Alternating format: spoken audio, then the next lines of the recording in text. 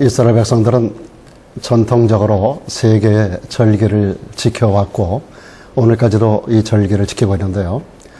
이 절기 가운데 첫 번째가 이 무교절이라고 하는 절기입니다. 무교절은 6월절로부터 시작을 해서 계속되어지는 일주일 동안 연결되는 그러한 절기고요. 두 번째 절기가 칠칠절입니다. 여러분들이 구약성경을 보게 되면 요즘 여러분 레위기서를 요즘 레위기서를 보게 되겠는데 레위기에 보게 되면 이런 절기들에 대한 얘기가 쭉 나와 있음을 보게 됩니다. 특별히 초실절, 맥추절, 또 다른 말로 오순절이라고도 불려지는 칠칠절이 기록되고 있고요. 그다음 세 번째 그들이 지키는 절기가 초막절입니다. 수장절로도 불리고 장막절로도 불리고 성막절로도 불리는 절기입니다. 그래서 크게 무교절, 또 칠칠절, 초막절 이렇게 지키게 되는데 이 중에 칠칠절, 오순절에 성령께서 강림하시게 됩니다. 오늘이 바로 그 성령 강림하신 성령 강림주일입니다. 그러니까 6월절 이 무교절은 예수 그리스도의 죽으심과 관련되어 있어요. 예수의 부활과도 관련되어 있습니다. 그리고 칠칠절은 오순절이라고 해서 성령의 강림과 관련되어 있는 절기고, 그리고 초막절은 추수감사절과 관련되어 있는, 그러니까 구약시대 무교절과 칠칠절 초막절을 지켰다고 한다면 신약시대는 이 무교절이 오늘날에 우리가 주님의 순환을 기념하는 고난주간을 그리고 부활주일을 우리가 상징적으로 우리가 함께 지키는 날이 되겠고, 칠칠절이 바로 오늘 우리가 지키는 성령 강림절이 되겠습니다. 그리고 초막절 하게 되면 여러분들이 11월 달에 보통 지키게 되는 추수감사절이 초막절이 되겠습니다. 성령 강림절, 오순절을 교회의 생일이라고도 말할 수 있습니다. 왜냐하면 성령께서 강림하시면서 오늘날의 신약교회가 세워졌기 때문입니다. 구약에 보면 이스라엘 백성들이 광야로 쭉 나가는 가운데서도 광야교회라고 하는 표현이 나와 있어요. 그러나 이것은 교회 모양이 아니고 실제적으로 교회가 시작된 것은 마가다락방이 처음 교회의 시작입니다. 늘 말씀드리지만 교회가 되려면 세 가지 구성 요소가 있어야 돼요. 예수님이 계셔야 되고, 성령님이 계셔야 되고, 우리 믿는 성도가 있어야 합니다. 그래서 구약시대는 예수께서 활동하시던 시대가 아니었기 때문에 구약시대의 교회라고 불려지는 것은 이스라엘 백성들의 모임 자체를 교회라고 불렸을 뿐이고, 실제로 성경이 말하는 교회 개념은 예수님께서 이 땅에 오시고 그리고 성령께서 강림하셨을 때 거기 믿는 자 120명의 성도가 모여 있었던 이 자리가 최초의 교회가 되는 것입니다. 그 성령 강림을 통하여 교회 역사가 시작이 됐기 때문에 성령 강림절을 교회의 생일이라고도 말할 수가 있는 것이죠. 그래서 모든 세계 교인들은 예수 그리스도의 탄생과 부활을 축하하는 성탄절, 그리고 부활절을 기념하는 것처럼 성령께서 강림하신 성령 강림절을 우리가 기쁨으로 맞이하고 있습니다. 우리가 예수님을 믿는 것은 성령을 통하지 않고는 불가능하다고 성경은 말씀하고 있습니다. 성경은 우리들에게 단적으로 말씀하기를 성령으로 아니하고는 누구든지 예수를 주시라 할 수 없다라고 말씀하고 있습니다. 성령을 통해서만 우리가 예수님을 믿게 되는 거예요. 성령께서 우리 가운데 오셔서 여러 가지 역사를 나타내시는데 그중에 첫째가 감화하는 역사입니다.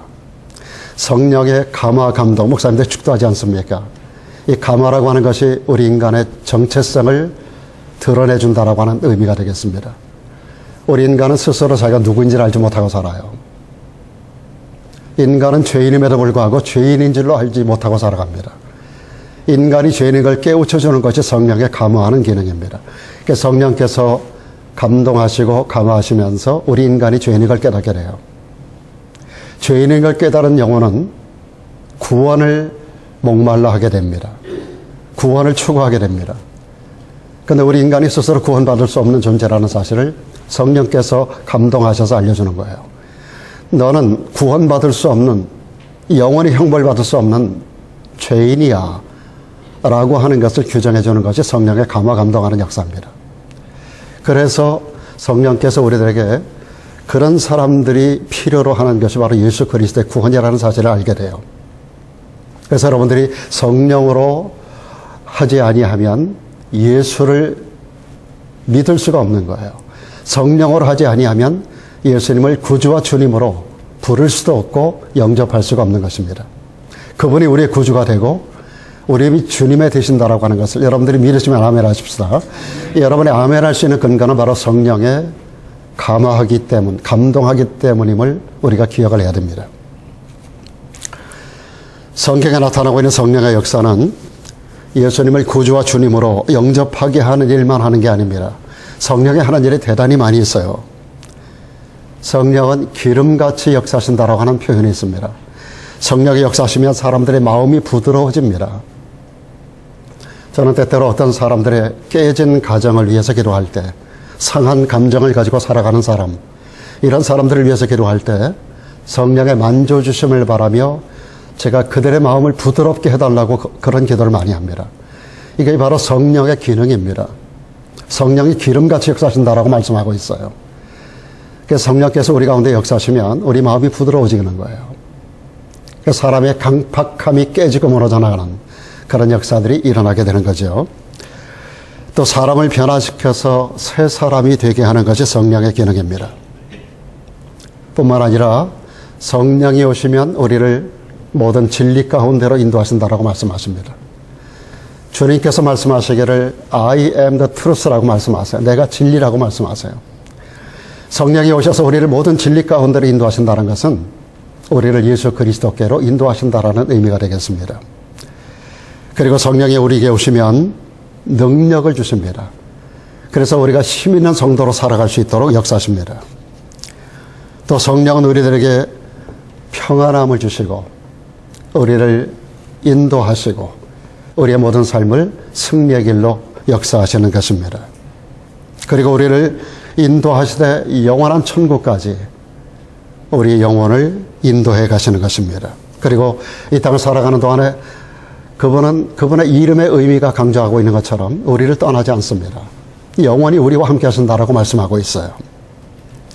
그리고 우리에게 신앙의 확신을 갖게 하고 능력 있는 삶을 살아가게 하고 우리들에게 권능을 주시는 것입니다. 그래서 우리들에게 은사를 주셔서 강력한 믿음의 사람들로 살아갈 수 있도록 그렇게 역사하시는 것이죠. 뿐만 아니라 오늘 본문의 말씀, 제가 오늘 여러분에게 말씀드리려고 하는 포커스로 주시는 말씀이 뭐냐면 오늘 본문 가운데 성령께서 믿는 자들을 감동하신다라는 사실입니다. 이런 감동이라고 하는 것은 큰 능력에 우리가 지배를 당하는 것입니다. 성령이 감동한다는 것은 성령의 큰 능력에 우리가 사로잡힌다라고 하는 의미를 가지고 있습니다. 우리가 다른 말로 성령 충만이라고 하는 말을 쓰게 되는데 성령의 감동이라고 하는 것은 성령의 충만이라고 하는 말로도 대체할 수가 있는 것이죠. 그러므로 전능하신 성령 하나님께서 우리를 지배하신다라고 할 때 그에게 사로잡히는 것, 이것이 바로 성령의 감동되는 것입니다. 에베소 5장 18절에 보니까 우리들에게 술 취하지 말라고 말씀하십니다. 여러분, 술 취함과 성령 충만을 비교하여 말씀하고 있어요. 술 취하지 마라. 이는 방탕한 것이니 오직 성령의 충만을 받으라고 말씀하십니다. 술이 취하면 내가 나를 컨트롤할 수가 없습니다. 성령에 충만하게 되면 내가 내 인생의 주인 되어 살아갈 수 없어요. 성령이 이끄시는 대로 살아갈 수밖에 없습니다. 그래서 성령 충만을 말할 때 술 취함과 비교하여 말씀해 주고 있는 것입니다. 술이 취하면 나는 간 곳이 없어지고 말아요. 성령에 충만할수록 나라고 하는 존재는 없어지고 맙니다. 술이 술을 부르고 술이 나를 끌어갑니다. 성령께서 나의 전 존재를 이끌어가는 능력, 이것이 성령 충만한 사람들에게 나타나는 현상인 것입니다. 그래서 사도 바울이 에베소서 5장 18절에서 술 취하지 마라. 술 취함은 우리를 방탕한 길로 이끌어간다. 오직 성령의 충만을 받으라. 그리함으로 거룩함에 이끌리는 자가 되라고 하는 그런 말씀을 주고 있는 것입니다. 오늘 저도 여러분도 성령에 이끌리는 가운데 성령의 놀라운 역사가 체험되기를 주의 이름으로 축원합니다. 오늘 본문 10절 가운데 보니까 사도 요한이 주의 날에 성령에 감동되었다라고 말합니다. 주의 날에. 오늘 이 날이 주의 날인 줄로 믿습니다. The Lord's Day. 이 날이 바로 주의 날입니다. 여러분의 입술에서 늘 습관이 돼서 일요일. 제가 와서 9년 동안 그렇게 가르쳤는데도 어떤 분들은 앉아서 말할 때 일요일 그런 말을 자꾸 하는데 일생 동안 습관된 말이라고 생각해서 제가 용서를 하겠습니다만 일요일이 아니라 우리들에게는 주일, 주의 날로 바뀐 거예요. 이 날은 주의 날인 줄로 믿습니다. 이 날은 주님의 날이에요. 여기 보니까 주의 날에 성령에 감동되었다라고 말씀하고 있습니다. 주의 날이라고 하는 단어가 엔테 퀴리아크 헤메라라고 하는 단어들을 사용하고 있습니다. 이 날은 주님께 속한 날이라고 하는 의미를 가지고 있습니다. 주의 날은 우리에게 속한 날이 아닙니다. 주의 날은 나를 위한 날이 아닙니다. 말 그대로 주님의 날입니다. 주님에게 속한 날입니다. 영어가 말하고 있는 것처럼 The Lord's Day, 그분의 날입니다. 주의 날인 거예요. 역사가 His Story인 것처럼 이 날은 나의 날이 아니라 그분의 날입니다. 주의 날. 이 날에 성령의 감동이 임하는 날인 줄로 믿습니다. 주일은 주님께 속한 주님의 날. 그래서 우리가 사적으로 이 날을 계획하고 사적으로 이 날을 운영하고 그래서 우리 마음이 예배 중심보다는 세상을 향해서는 안 된다라고 하는 것을 말하고 있습니다. 우리도 오늘 이 주의 날에 매 주일마다 여러분이 주의 음성 듣기를 바라고 매 주일마다 성령의 감동을 얻기를 주의 이름으로 축복합니다.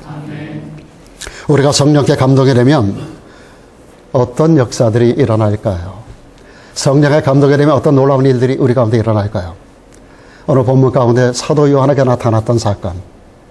여러분 사도 요한이 주의 날에 성령의 감동이 되면서 놀라운 역사를 체험하게 되는데 대략 4가지 정도가 오늘 본문 가운데 저에게 발견이 됩니다. 그래서 이 4가지를 여러분께 말씀드리면서 여러분의 매 주일날 여러분의 발걸음이 이 성회의 모임을 힘쓸 뿐만 아니라 이곳에 오셔서 하나님의 감동을 받고 성령의 감동 가운데 나타나는 사도 요한이 체험했던 4가지 사건.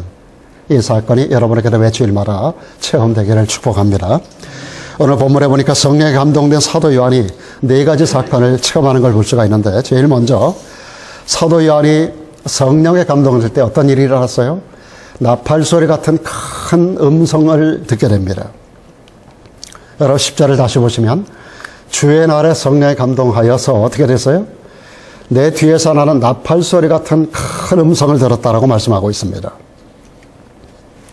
여기 나팔소리 같은 큰 음성은 바로 주님의 말씀입니다. 하나님의 음성이었던 것입니다. 성령의 감동을 받은 사람은 하나님의 음성을 듣게 되는 것입니다. 주의 날에 교회에 와서 여러분들이 하나님의 말씀을 들을 때 성령의 감동을 입은 사람들은 성경 표현대로 이 말씀이 하나님의 음성으로 들리게 되어 있어요. 김 목사를 통하여 대언되는 말씀, 저는 단지 스피커로 사용될 뿐입니다. 이 날에 주의 날에 성령의 감동을 입은 사람들은 하나님의 말씀 들을 때 여러분에게 하나님의 음성으로 이 말씀이 들려지게 되는 것입니다. 성경은 분명히 말씀합니다. 우리가 하나님 말씀을 들을 때 사람의 말로 듣지 마라. 하나님의 음성으로 들어라. 주의 날 성령의 감동을 받았던 사도 요한이 그날에 나팔소리 같은 큰 주의 음성을 들었어요. 성령의 감동을 받지 못한 사람들은 하나님의 말씀을 듣기는 들어도 사람의 말로 이것이 들려지게 되는 겁니다. 그래서 인간적으로 분석해요. 판단해요. 인간적으로 이것을 자기 생각으로 자꾸 따져 들어갑니다. 그래서 자꾸 의심을 하게 돼요. 믿음보다는 자꾸 의심을 하게 됩니다. 분석을 하게 되고. 성령의 감동이 없는 소위 길가와 같은 딱딱한 마음을 가진 사람들, 이런 사람들에게는 말씀의 씨가 그들에게 심겨지지가 않습니다. 튕겨져 나가는 거예요. 마음에 들어오긴 들어오는 것 같은데 튕겨져 나갑니다. 길가로 떨어져 나가는 거예요. 씨앗이 길가로 나가게 되면 새들이 와서 주워 먹는다 그랬습니다. 뿌리를 내릴 수가 없어요. 신앙생활을 수십 년을 해도 성령의 감동을 받지 못하면 하나님의 말씀을 들어도 우리 심령이 강팍한 길가밭이 되고 마는 것입니다. 그러다 보니까 신앙생활을 오래 해도 믿음이 성장하지가 않고 신앙생활의 열매를 맺지 못하게 되는 거예요. 그런데 여러분, 우리가 성령을 감동을 받게 되면 우리 심령이 부드러워집니다. 요즘 내리는 비처럼 성령께서 여러분의 마음을 부드럽게 만들어줘요. 부드럽게 되면 씨앗이 그 가운데로 파고 들어갑니다. 그곳에서 싹을 냅니다. 그리고 많은 열매를 나타내게 되는 것입니다. 예수님은 당시 믿기를 거부하는 자들에게 이렇게 말씀하셨습니다. 너희가 듣기는 들어도 깨닫지 못할 것이요 보기는 보아도 알지 못하리라. 이 백성들의 마음이 완악하여져서 그 귀는 듣기에 둔하고 눈은 감았다라고 말씀하셨습니다. 하나님 말씀은 세상 모든 사람들에게 떨어지고 있습니다. 오늘 시간에도 여기 오신 여러분 모두에게 하나님의 말씀이 지금 전파되고 있어요. 그런데 많은 사람들의 마음밭이 성령의 감동이 없는 거로 길가밭이 되고 돌짝밭이 되고 가시떨기 밭이 돼서 말씀이 떨어지기는 떨어지는데 듣기는 듣는데 이 말씀이 열매를 맺지 못하는 안타까운 성도들이 많이 있다라고 하는 것입니다. 예수님은 요한계시록 2장과 3장에서 7교회에 보내는 편지 가운데 7번에 걸쳐 똑같은 말씀을 주신 게 있습니다. 각 교회마다 다 다른 말씀을 주셨는데 맨 마지막에 가서 똑같이 말씀하신 게 있어요. 누구든지 귀 있는 자는 성령이 교회들에게 하시는 말씀을 들을지어다라고 말씀하셨습니다. 오늘 이 말씀이 성령의 말씀인 걸 믿으시기 바랍니다. 사람의 말로 듣지 않기를 축원합니다. 성령이 교회들에게 여러분 각자에게 하시는 말씀을 들어야 됩니다. 우리는 사도 요한과 같이 성령의 감동을 받아서 선포되는 말씀을 하나님의 말씀으로 받을 뿐만 아니라 말씀을 듣고 깨달아서 말씀을 삶 속에 적용하는 자가 되어야 됩니다. 열매를 맺는 그래서 복된 성도들 모두가 되어야 할 줄로 믿습니다. 사도 요한은 이어서 성령을 감동되었을 때 성령의 감동이 되고 나서 예수님의 신령한 모습을 보는 역사가 일어나게 됩니다. 여러분 12절로 16절을 보십니다.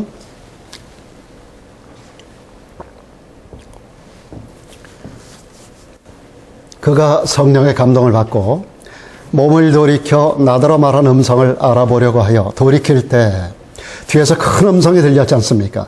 자, 음성을 듣고 나서 그 음성을 말씀하신 분이 누군가를 보기 위해서 뒤를 돌아본 거예요. 그랬더니 뒤에 보이는 분이 있었습니다. 인자 같은 이가 있었어요. 이 인자 같은 이가 바로 예수 그리스도의 모습입니다. 그분의 모습을 그는 신령한 눈으로 보게 되는데 발에 끌리는 옷을 입었어요. 가슴에 금띠를 띄어요. 머리와 털의 희기가 흰 양털 같고 눈같이 흰 거예요. 그의 눈은 불꽃 같고 그의 발은 풀무에 단련한 빛난 주석 같고 그의 음성은 많은 물소리와 같으며 그 오른손에 7별이 있고 그 입에서 좌우에 날선 검이 나오고 그 얼굴은 해가 힘있게 비추는 것 같더라.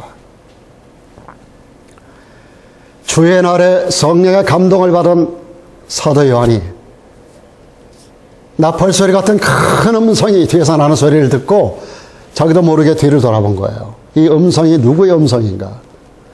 그랬더니 거기 인자 같은 이가, 성경에서 말하는 인자라고 하는 것은 예수 그리스도를 말하고 있습니다. 예수 그리스도의 모습이 환상 중에 그의 눈에 보이는 거예요. 그의 모습이 머리카락부터 발끝까지 온몸의 모습을 아주 정확하게 볼 수 있도록 주님께서 사도 요한에게 당신의 신령한 모습을 보여주고 계신 것을 보고 있는 것입니다. 요한이 지금 밤모섬에 들어온 것이 오래 있었어요. 그는 밤모섬으로 유배를 갑니다. 끓는 가마솥에 집어넣어서 그를 죽이려고 하는데 안 죽는 거예요. 그래서 이상하다 싶어가지고 이놈을 유배 보내라 해서 터키 서쪽에 있는 그 바닷가에 섬이 하나 있는데 그 섬이 반모섬이라고 하는 곳에 있는데 그곳에 유배를 보냈어요. 유배를 들어간 지 많은 날이 지나가는 동안에 성령의 감동을 입지 못했을 때 그가 하나님의 음성을 듣지 못했고 주님의 신령한 모습을 보지 못했는데 성령의 감동을 입었던 주의 날에 큰 음성과 더불어 신령한 주님의 모습을 보고 있는 것입니다. 여러분, 똑같은 모습을 보더라도 사람에 따라서 그 보는 감정이 다 달라요. 가을에 떨어지는 낙엽을 보면서 어떤 사람은 인생을 한탄합니다. 많은 사람들이 가을에 떨어지는 낙엽을 보면서 절망합니다. 내 인생도 저렇게 절망스럽게 떨어지는 거 아닌가. 근데 어떤 사람은 똑같은 낙엽을 바라보며 다가오는 겨울을 준비하는 사람이 있습니다. 저녁에 지는 석양을 바라보면서 슬퍼하는 사람이 있는가 하면 인생의 석양이 다가올 것을 생각하면서 더욱 내게 남겨진 생애 동안에 더 보람 있는 삶을 살아야 되겠다라고 마음을 추스리는 그런 사람이 있는 것입니다. 이렇게 똑같은 것을 바라보면서도 어떤 눈으로 보는가에 따라서 평가가 달라지는 겁니다. 여러분, 성령의 감동이라서 신령한 눈을 우리가 가지게 되면 우리가 신령한 하나님의 역사를 체험하게 됩니다. 성령의 감동이 없이 자연 그대로의 눈을 가지고 세상을 바라보는 사람들, 그들의 눈에는 속된 것만이 보이게 되는 것입니다. 여러분의 눈이 성령의 감동을 통해서 신령한 것을 보는 신령한 눈이 열리기를 축원합니다. 우리가 성령의 감동이 되면 우리 눈이 거룩해집니다. 그래서 우리 눈이 추한 것, 더러운 것, 죄악된 것을 멀리하게 됩니다. 그래서 우리의 삶이 거룩하게 변화가 되는 것입니다. 우리가 성령의 감동을 받게 되면 성경을 읽을 때 우리 영안이 열립니다. 주의 법에 기이한 것이 보이는 거예요. 시편 119편 18절의 말씀 그대로 주여 내 눈을 열어 주의 법에 기이한 것을 보게 하소서. 여러분, 성령의 감동을 입은 사람의 눈이 열리는 거예요. 우리가 똑같은 성경을 보더라도 성령의 감동이 없이 보는 것과 성령의 감동을 통해서 보는 것이 똑같은 문자임에도 불구하고 우리에게 다가오는 느낌이 다르고 능력이 다르게 나타나는 것입니다.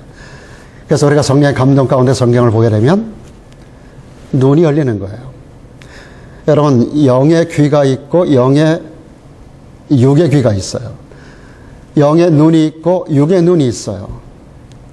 특별히 이 눈은 세 가지가 있어요. 지안이 있고 영안이 있고 육안이 있는 거예요. 여러분들의 영안이 열리기를 주의 이름으로 축원합니다. 육신적으로 우리가 좀 부족해도 괜찮아요. 지적으로 조금 부족해도 괜찮아요. 우리의 지안이 좀 부족하고 육안이 좀 흐릿해도 영안이 활짝 열리기를 주의 이름으로 축원합니다. 저는 지난날 저와 더불어 함께 한 7년 동안 사역했던 육안이 닫힌 어느 권사님을 통해서 영안이 어떻게 열리는 것인지, 영안이 열리는 자는 무엇을 보는지, 영안이 열리는 자는 세상을 어떻게 살아가는 게 다른지, 이런 것들을 제가 아주 친밀하게 7년 동안 함께 그분을 통해서 제가 영적 세계를 경험을 했습니다. 영안이 열리는 자는 관심이 어디에 있는가를 저는 그분을 통해서 봤어요. 영안이 열린 자는 하루의 생각을 어디에 두고 살아가는지를 저는 그분을 통해서 봤어요. 그는 평신도였지만 목회자였던 저에게 엄청나게 많은 교훈을 주고 세상을 떠나갔어요. 저는 그분을 통해서 영적 세계를 보았어요. 지식적으로만 알았던 성경을 영적인 세계 가운데서 신령한 눈으로 성경을 보는 눈이 그분을 통해서 저는 열렸어요. 여러분, 똑같은 눈이라도 똑같은 성경을 우리가 이 눈으로 봐도 영안이 열리는 사람과 육안을 가지고 읽는 사람은 받아들이는 느낌이 다른 거예요. 여러분들이 오늘도 성경을 보게 될 텐데 오늘도 말씀을 들으면서 영의 귀가 열리고 말씀을 보면서 영의 눈이 열리기를 주의 이름으로 축원합니다. 영안이 열리고 영의 귀가 열리기를 축원합니다. 굉장히 중요한 도전입니다. 여러분은 오늘 이 아침에 성령 강림절이라고 말할 때 성령께서 오셔서 내 눈을 열어달라고 여러분 기도하셔야 돼요. 내 귀가 열리게 해달라고 기도하셔야 돼요.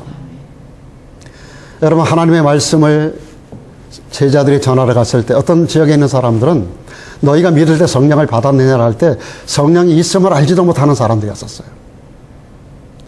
그들을 위하여 안수할 때 하늘이 열리고 성령이 임합니다. 여러분, 성령이 임하면 사람의 인생이 달라져요. 삶이 바뀌게 되는 것입니다. 저도 마찬가지예요. 제가 육적인 목회를 할 때와 영적인 목회를 할 때가 저는 너무나 그런 다른 세계를 제가 경험해 왔었기 때문에, 그리고 너무나 많은 순간 영적 세계를 제가 체험을 했기 때문에 여러분에게 강단에 서서 방방 뛰면서 여러분에게 안타깝게 말씀을 전하고 있는 것입니다. 여러분, 우리가 성령의 감동이 되면 사람을 대할 때 환경적이고 물질적이고 세속적으로 사람을 평가하지 않습니다. 영의 눈이 열리면 사람의 영혼이 보이게 돼 있어요. 그래서 모든 사람을 전도해야 되겠다라는 뜨거운 가슴이 일어나게 되는 거예요. 육적인 눈만 가진 사람은 저 사람이 좋은 옷을 입었네, 좋은 차를 타네, 좋은 집에 사네, 돈을 많이 버네, 이런 쪽으로만 자꾸 사람을 평가한다고요. 근데 성령의 감동을 입은 사람의 눈에는 그 사람의 영혼이 보여요. 저 영혼을 보니 참 불쌍하네. 그래서 사람을 자꾸 전도하고자 하는 그런 마음이 생기는 거예요. 여러분이 예배 끝나고 나서 오늘도 물 전도를 나가게 될 텐데, 여러분들 영혼이 불쌍히 여기기를 축원합니다. 영혼을 불쌍히 여기는 눈, 이게 성령의 감동을 받지 않으면 그렇게 되질 않아요.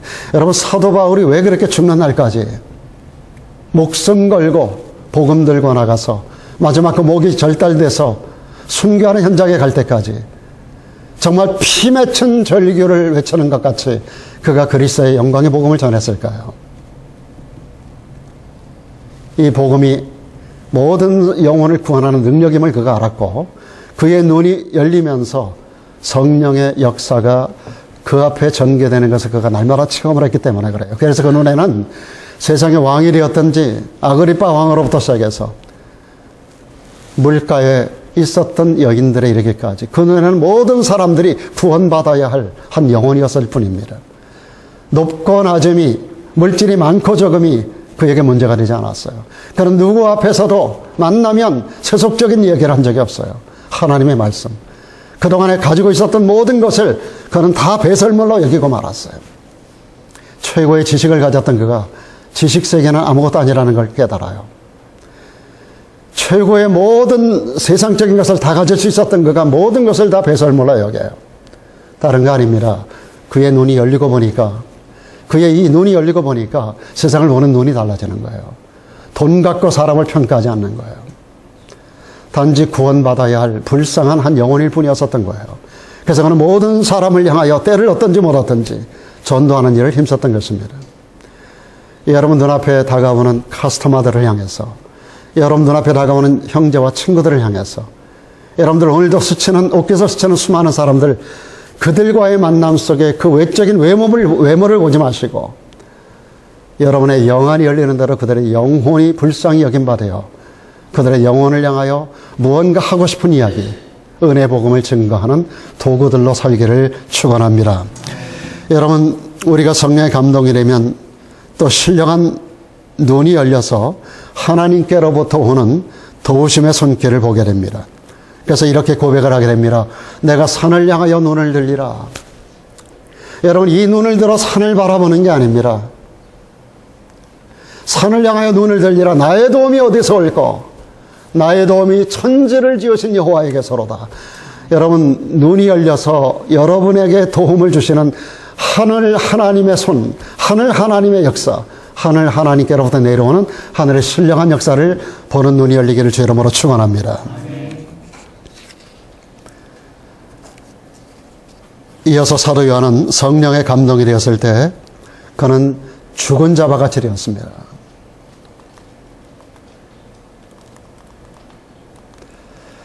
사도 요한은 성령의 감동이 될 때 죽은 자와 같이 되었습니다. 17절 말씀 이어서 다시 한번 보시면, 내가 볼 때 그 발 앞에 엎드러져 죽은 자같이 되매, 죽은 자같이 되었어요. 그가 오른손을 내게 얹고 가라사대 두려워 말라, 나는 처음이요 나중이니. 자, 그가 주의 날에 큰 음성을 듣습니다. 성령의 감동이 되어가지고 주의 날에 성령의 감동이 돼서 주의 음성을 듣고, 이 음성이 누군가여 돌아볼 때 주님의 신령한 모습을 보고, 그리고 이어서 그 발 앞에 그가 엎드러집니다. 오늘 이야기는 계속해서 스토리가 연결되고 있어요. 그 발 앞에 엎드러져 그가 죽은 자와 같이 됩니다. 요한이 반모섬에서 오랫동안 굶었기 때문에 죽은 자 같이 된 게 아닙니다. 그가 홀로 너무나 오랫동안 고독한 시간을 보냈기 때문에 죽은 자 같이 된 게 아니에요. 성령의 감동을 받고 주님을 바라보았을 때 그는 죽은 자와 같이 되었습니다. 여러분, 내 속에 내가 살아있으면 주님이 보이지 않습니다. 내가 성령에 사로잡혀서 나를 비우고 내 안에 내가 죽을 때 우리 주님께서 우리 눈앞에 다가오시는 것입니다. 여러분, 성전에 바치는 제물, 오늘 아침에 제가 레위기 앞부분의 내용, 오늘 7장부터죠. 1장부터 계속해서 그 7장, 8장 연결해가지고 그 제사장을 세우는 것까지 쭉 해서 말씀이 기록되고 있는데 그 1장부터 쭉 보게 되면 하나님 앞에 드리는 제물들이 나와요. 5대 제사법, 6대 제사법이 기록이 되고 있는데 거기에 전부 짐승을 잡아 바치는 장면이 나와요. 여러분, 하나님 앞에 바쳐지는 제물들은 살아있는 채로 제물을 바치는 게 아니에요. 그러니까 산 놈이 제단 위에서 뛰어다니는 게 아니에요. 죽은 놈을 갖다 바치는 거예요. 양이나 소가 제단 위에서 살아 뛰어다니는 게 아닙니다. 죽여서 죽인 상태로 하나님 앞에 올려드리는 거예요. 그래서 바울은 오늘 말씀 가운데 그리스도 예수의 사람들은 육체와 함께 그 정과 욕심을 십자가에 못 박았다라고 말씀하고 있는 것입니다. 그는 친히 자기 자신에 대해 이렇게 선포합니다. 내가 그리스도와 함께 십자가에 못 박혔다라고, 나는 죽었다라고 말씀하고 있어요. 그는 내가 산 게 아니라고 말하고 있습니다. 오직 내가 살아있는 것은 내 안에 그리스도께서 살아있다라고 말씀하고 있는 거예요. 내 안에 내가 살아있는 것 같은데 내 안에 내가 산 게 아니라 내 안에 나는 죽었고 내가 그리스도와 함께 죽었고 내 안에 살아있는 것이 바로 예수 그리스도라고 그런 고백을 하고 있는 것입니다. 나의 옛사람, 죄에 속했던 나, 불신앙의 나, 교만한 나, 멸망받아 마땅한 내가 성령을 감동을 받을 때 십자가 아래서 죽어져야 되는 것입니다. 성령의 감동으로 옛사람이 죽어야 그리스도와 함께 새 사람이 우리 안에서 살아나게 되는 것입니다. 오늘 본문 17절을 다시 한번 보시면 두려워 말라. 오늘 이 말씀 가운데 그가 죽은 것 같이 되었을 때 주께서 그에게 친히 위로하며 하신 말씀입니다. 두려워 말라. 나는 처음이요 나중이니. 자, 주의 날 성령의 감동이 돼서 나팔소리 같은 큰 음성이 들려요. 이 음성이 뭔가 하고 돌아보니 주님이 주시는 음성이었었는데 주님의 모습이 신령한 모습으로 보여요. 그 앞에 엎드려져요. 죽은 자가 지냅니다. 두려워 떠는 그에게 주님께서 fear not, 두려워하지 마라라고 말씀하십니다. 나는 알파와 오메가, 처음과 나중이라.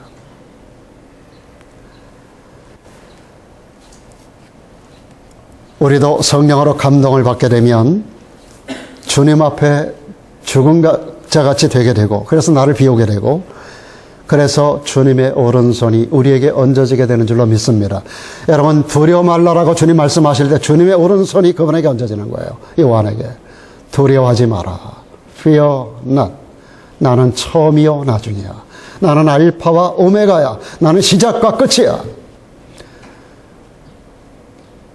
여러분, 주님의 오른손이 성령의 감동을 받은 자들에게 주님이 누군가를 알고 주의 음성을 듣고 그 앞에 나를 비우고 내가 죽어질 때 내 안에 예수 그리스도가 살고 그런 나에게 주님께서 오른손이 얹어짐으로 우리에게 사도 요한이 체험했던 신령한 역사와 능력과 은혜가 체험될 줄로 믿습니다.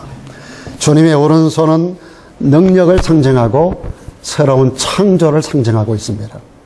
주님의 오른손이 얹어졌다는 것은 그래서 두려워하지 말라라고 말씀하는 것은 내가 너와 함께 한다는 것이고 내가 새 일을 이루겠다고 하는 것이고 내가 너의 문제를 해결해 주겠다라고 하는 주님의 선언인 것입니다.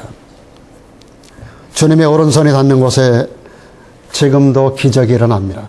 주님의 오른손이 닿는 곳에 귀신이 떠나가는 줄 믿습니다. 주님의 오른손이 닿는 곳에 질병이 떠나가고 우리의 모든 문제가 해결되는 역사가 일어납니다. 그리고 주님의 오른손이 상징하고 있는 새로운 창조의 역사가 우리들에게도 지금 경험되게 되는 것입니다. 우리가 주님 앞에 주권자가 지내게 되면 주님께로부터 위로가 오게 되고 용기를 얻게 됩니다. 그리고 우리 안에 새로운 생명이 약동하게 되는 것입니다. 마지막으로 사도 요한은 성령의 감동이 되고 나서 새 일을 행하는 놀라운 역사를 이루어 나갑니다. 자, 처음부터 쭉 보세요. 주의 날 성령에 감동되어 나팔소리 같은 큰 음성을 들어요. 이 소리가 누구에게로 오는 소리인가 하여 뒤를 돌아보니 인자 같은 이가 그 앞에 보인 거예요. 그분의 신령한 모습, 머리끝부터 발끝까지 모습을 바라보는데 이 모습이 주님인 걸 깨달았던 사도 요한이 그 앞에 엎드러집니다. 주권자같이 됩니다. 주님의 손이 그에게 얹어집니다. 두려워하지 마라. 나는 처음이야 나중이야. 그러면서 너는 이제 새 일을 행하게 될 거야. 새 일을 행하게 될 거야. 그는 새 일을 행하게 됩니다. 오늘 말씀이 19절에 연결됩니다. 그러므로 내 본 것과 이제 있는 것과 장차 될 일을 기록하라라고 하는 말씀입니다. 지금 사도 요한이 보는 것을 기록하고 있어요. 요한계시록에. 사도 요한이 지금 현재 이루어지고 있는 것을 기록하고 있어요. 그것만이 아닙니다. 장차 될 일을 기록하라. 이것이 바로 요한계시록입니다. 요한계시록을 기록하는 역사가 일어나게 됩니다. 성령의 감동이 되면 권능을 받습니다. 주께서 말씀합니다. 오직 성령이 너희에게 임하시면 너희가 권능을 받는다. 그래서 놀라운 일을 우리가 행하게 되는 것입니다. 여러분, 초대교회 역사를 보면 그것을 알 수가 있습니다. 사도 바울도 성령의 감동을 받고 나서 놀라운 생애를 살았던 거예요. 여러분, 예수님의 12제자를 한번 생각해 보세요. 그들이 주님과 동행을 합니다. 3년 동안을 주님과 함께 했어요. 약 3년 4개월 동안 주님께서 그들 앞에서 올리와 가시는 날까지 약 3년 4개월을 주님과 동행을 했습니다. 주님께로부터 모든 교훈을 다 들었어요. 주님께 행하시는 놀라운 기적을 다 보았어요. 때로는 주님께서 능력을 주셨어요. 그리고 그들이 둘둘 짝지어 아온 마을로 다니면서 귀신도 쫓아내고 수많은 기적을 일으켰습니다. 주님이 말씀하시는 것처럼 그들 눈앞에서 주님께서 체포가 되고 십자가에 죽으신 걸 보았어요. 부활하신 것도 봤어요. 부활하셔서 그들 앞에 나타나셨어요. 11번에 걸쳐서 제자들에게 보이셨던 주님을 직접 보았어요. 부활하신 주님이 구워주시는 물고기도 먹었어요. 구워주는 떡도 먹었어요. 주님과 더불어 대화도 나누었어요. 그리고 주님이 그들 보는 앞에서 승천하는 것도 보았어요. 이때까지도 그들은 아무런 변화가 일어나지 않았어요. 주님께서 사도행전 1장에서 말씀합니다. 너희가 예루살렘을 떠나지 말고 아버지의 약속한 것을 기다리라 그랬어요. 그러니까 사도행전 1장 4절에 이 말씀을 듣고 그들이 예루살렘으로 들어갑니다. 예루살렘 안에 마가다락방으로 들어가요. 1장 4절에서 너희가 예루살렘을 떠나지 말고 아버지 약속한 것을 기다려라. 아버지 약속한 그 성령이 오실 때까지 기다려라. 그때까지는 아무런 액션도 취하지 마라. 그리고 말씀합니다. 8절에 와서 오직 성령이 너에게 임하실 것인데 그러면 너희가 성령을 받고 권능을 받을 것이다. 그리고 예루살렘에서 시작해서 유대로 사마리아로 땅끝까지 이르러 내 증인이 될 것이라고 말씀하셨어요. 성령이 오시기까지 주님의 죽으심과 부활과 승천까지 목격했던 그들은 아무런 역사가 일어나지 않았어요. 그리고 사도행전 다음 장으로 넘어가서 2장에서 그들이 일심으로 모여 열흘 동안 기도할 때 하늘이 열리고 성령께서 그들에게 임하는 장면을 볼 수가 있습니다. 이때로부터 그들의 혀가 바뀝니다. tongues, 혀가 바뀌기 시작했어요. 말이 바뀌고 언어가 바뀌고 이때부터 그들의 말하는 것에 권능이 나타나기 시작했어요. 여러분, 예수님도 이 땅에 오셔서 30년 동안 사시는 동안에 아무런 일을 이루지 않으셨어요. 근데 그분이 30세가 되었을 때 공생애가 시작되는 과정에서 광야로 나가시는데 성령에 이끌려서 광야로 나가셨다 그랬어요. 그 40일 동안 계셨어요. 금식하시고, 그리고 사탄에게 3번 시험을 받으시고, 그리고 승리하는 주님께서 갈릴리로 사역지로 돌아가 시작하시는데, 광야에서 사역지로 돌아오실 때 성령의 권능으로 돌아오셨다 그랬어요. 성령의 권능으로. 여러분, 주님도 성령의 권능으로 덧입고 그 성령의 권능을 통하여 새 일을 행하신 거예요. 그것이 공생의 3년의 역사였던 거예요. 여러분, 제자들이 주님과 3년 동안 함께 다녔고 배웠고 보았고, 그리고 주님의 죽으심과 부활과 승천까지 보았음에도 아무런 권능을 행할 수가 없었어요. 성경은 보라 내가 새 일을 행하리라고 말씀하시는데, 새 일을 행한다라고 하는 것이 성령의 오심으로 가능한 것입니다. 사랑하는 여러분, 오늘 사도 요한이 반모섬에서 얼마만한 기간이 있었는지 모르지만 그가 성령의 감동을 입었던 이날에 이런 일들이 복합적으로 일어나고 있는 거예요. 하나님의 음성을 들었고 그분의 신령한 모습을 보았고, 뿐만 아니라 그는 자기가 죽은 자 같이 되었고, 주의 능력의 손이 그에게 얹어졌고 그에게 두려움을 내어줬고, 그리고 내가 너에게 새 일을 행하게 할 것이라고. 네가 본 것을 기록하라. 지금 있는 일을 기록하라. 앞으로 장차 될 일을 기록하라고 말씀하시는 이 영광스러운 사역자로 그가 다시 새롭게 빚어지는 역사가 이 바로 성령의 감동을 받았던 그날에 이루어졌던 사건들이었던 것입니다. 하나님은 언제나 성령의 감동을 받은 사람을 통하여 새 일을 이루시는 줄로 믿습니다. 그러므로 우리가 주의 일을 능력 있게 감당하는 성도가 되기를 원하고, 또 우리 시대에 쓰임받는 성도들이 되기를 원한다면 여러분들이 그냥 그리스도인이라는 이름만 갖고는 안 된다는 것을 아셔야 돼요. 교회 내가 오래 다녔기 때문에 나는 능력 있는 성도가 된다. 아니에요. 성경을 많이 알았기 때문에 아니에요. 나는 성경 공부 많이 했으니까, 나는 신학교 공부를 했으니까 아니에요.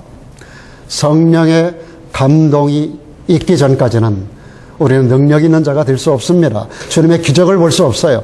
기적을 행할 수가 없어요. 새 일을 이룰 수가 없어요. 어느 시대든지 그 시대의 주인공이 되는 사람들 보면 그의 힘으로 한 거 아닙니다. 능으로 한 거 아니에요. 힘으로도 아니 되고 능으로도 아니 되고 오직 하나님의 신으로 된 줄로 믿습니다. 사랑하는 여러분, 오늘 이 주의 날, 오늘이 바로 주의 날입니다. Today is the Lord, 뭐예요? is the day of Lord. 주님의 날입니다. The Lord's Day예요. 이 날이 바로 주님의 날입니다. 여러분, 이 날에 여러분에게도 성령의 감동 있기를 주의 이름으로 축원합니다. 사랑하는 여러분, 여러분의 모든 신앙생활의 흔적 하나하나를 매 순간 성령의 감동과 연결시키지 않으면 우리는 교회 성전 뜰만 밟고 돌아가는 자가 되고 마는 것입니다. 수다한 주일이 반모섬에서로 지나갔지만 바로 그 주일 성령의 감동을 입었던 날, 이날 이런 복합적인 역사가 일어났었던 거예요. 반모섬의 모든 날이 이런 일이 있었던 게 아니에요. 여러분의 모든 주일이, 여러분의 모든 신앙생활하는 날들이 그런 날들이 이어지는 게 아니에요. 그래서 여러분 매 순간 주님 앞에 올 때 오늘 주의 성령의 감동을 덧입기를 위하여 기도하시기를 바랍니다. 그리고 성령의 감동을 덧입기를 축원합니다. 그 트럼펫 같은 큰 소리가 들려야 돼요. 큰 소리가 들려야 돼요. 그 소리가 바로 주님이라는 걸, 주님의 소리인 걸 아셔야 돼요. 그분의 신령한 모습이 여러분에게 환상으로 다가와 열리기를 바라고, 그리고 그분 앞에 나를 비우고 내가 죽고 그분을 채우고 그분의 음성을 듣고 그분의 능력과 그분의 은혜 가운데 우리 안에 모든 두려움이 떠나가고 그분의 권능의 손이 우리에게 안수됨으로 새 일을 행하는 이런 놀라운 역사들이 오늘 이 성령 강림절에 우리가 추구해야 할 신앙인으로서 우리가 바라봐야 할, 추구해야 할 중요한 목표라고 하는 사실을 기억하고 여러분 이 한날을 의미 있게 하루를 보내지 말고 여러분의 주어진 모든 날들을 주님 앞에 바로 성령의 감동을 받는 날의 연속이 되어져 가기를 주의 이름으로 축복합니다.